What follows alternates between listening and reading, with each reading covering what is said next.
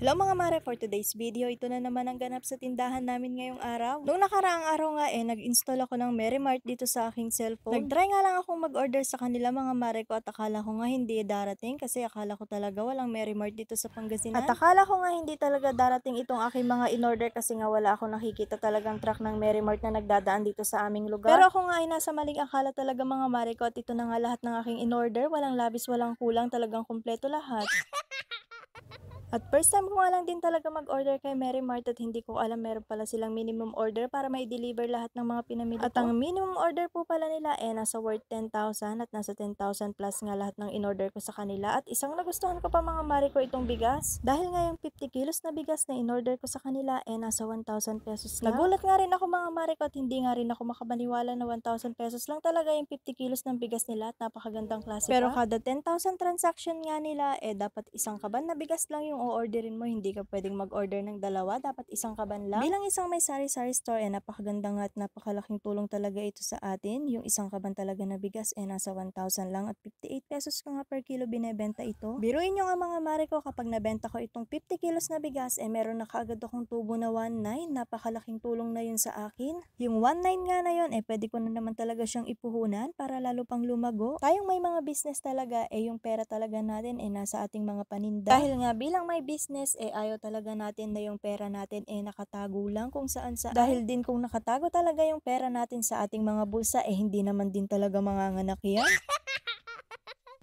Kaya nga po kung meron talagang umuutang sa akin ng pera, pasensya na nga po kayo kung hindi ko kayo mapahiram kasi nga po yung pera ko talaga nasa mga paninda lahat.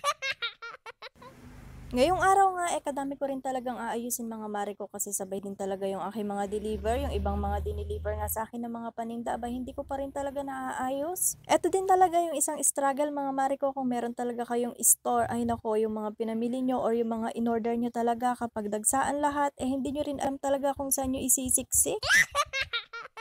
Isa rin rason kung bakit ako natatagalan talaga mag-ayos, ito talagang resibo, chinecheck ko mabuti kung ano na talaga yung mga paninda na tumaas, tapos kapag wala pa talagang tumaas, same price pa rin yung aking ginagawa. At sabay ko na nga rin nilalagyan ng mga presyo itong aking mga paninda ng mga biscuit na nakadisplay dito sa labas. Dahil nga mabili rin talaga dito sa store ko yung mga pack na mga biscuit na ganito kasi nga 5 pesos lang din talaga yung patong ko sa bawat isang biscuit na mga paninda namin dito kapag buo yung bibilhin nila. Yung ibang mga parents nga ganun din, yung mga nagpapatrabaho talaga sa bukid or nagpapatrabaho sa mga bahay nila, yung tagi-isang pack na talaga ng mga biscuit yung kanilang binibili kasi nga mas makakamura talaga sila compare doon sa may mga tingi-tingi. Nire-recommend ko nga rin sa aking mga customer talaga kapag meron silang mga bibilhin, kunwari tag na 9 na piraso yung bibilhin nila ng mga biscuit, sabi ko sa kanila yung buo na lang yung bilhin mo kasi pag talaga yung mga biscuit na tagi-isang piraso, mas malaki talaga yung tutubuin ko doon. At dahil nga ako isang mabait din na tindera mga mare ko, talagang sinasuggest ko sa aking mga customer na yung tagi-isang pack na lang yung bilhin nila kahit nga mas malaki talaga yung tubo ko sa tingi-tingi.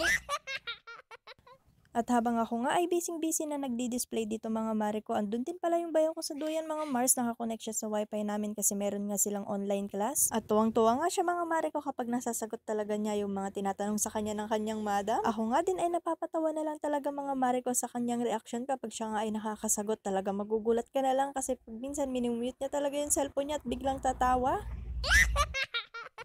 Tapos na nga rin ako sa pagdi-display mga mare ko at yung ibang mga biscuit nga siksika na talaga dito sa istante namin, pinagpatong-patong ko na nga lang din yung iba. Diskarte na nga lang din ang kailangan natin mga mare ko sa pag-aayos talaga ng ating mga paninda, lalo na nga kung marami tayong na-order tapos sabay-sabay din itong darating. Pinagsisiksik ko na nga lang din talaga itong iba naming mga paninda para naman magkasya lahat. Medyo nakakawala rin talaga ng pagod kapag nakita mo na nga na yung tindahan mo talaga kanina napakakalat, ngayon napakaayos-ayos na. At eto na nga mga mare ko, tapos na rin ako sa pagdi-display ng mga paninda namin. Makita nyo naman kanina napakakalat, ngayon napakasinop na talaga lahat. O siya, hanggang dito na nga lang po ang video na to, at sa mga hindi pa nga po nakapalo sa aking Facebook, papalo naman po at pasubscribe na rin po sa aking YouTube channel. Maraming salamat!